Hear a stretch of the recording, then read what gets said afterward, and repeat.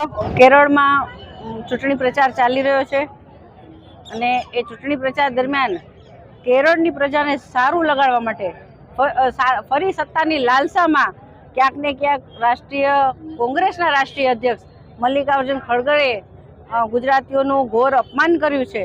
એમણે ગુજરાતીઓને અજ્ઞાની અને અભણ કહ્યા છે અને મારે એમને કહેવું છે કે કદાચ એમણે ક્યારેય ઇતિહાસ વાંચ્યો નથી ને ખાસ કરીને ગુજરાતીઓનો ઇતિહાસ અને દેશનો ઇતિહાસ વાંચ્યો નથી।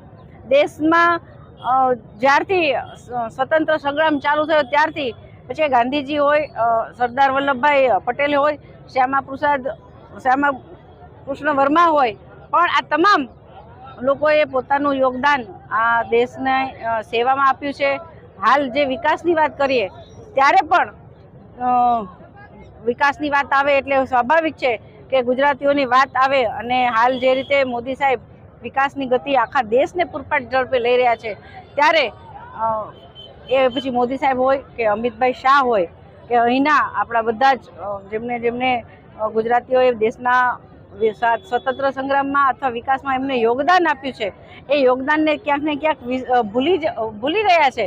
પણ હું તેમને એક જ વાત કહેવા માંગુ છું કે ગુજરાતની પ્રજા અજ્ઞાન પણ નથી, અભણ પણ નથી। આવનારા દિવસોમાં આ સમજદાર પ્રજા 26 તારીખે આ ગુજરાતી પ્રજા તેમને જવાબતોબ જવાબ આપશે અને કોંગ્રેસ તો સૌ મને એમ લાગે છે મૃતપાય અવસ્થામાં છે।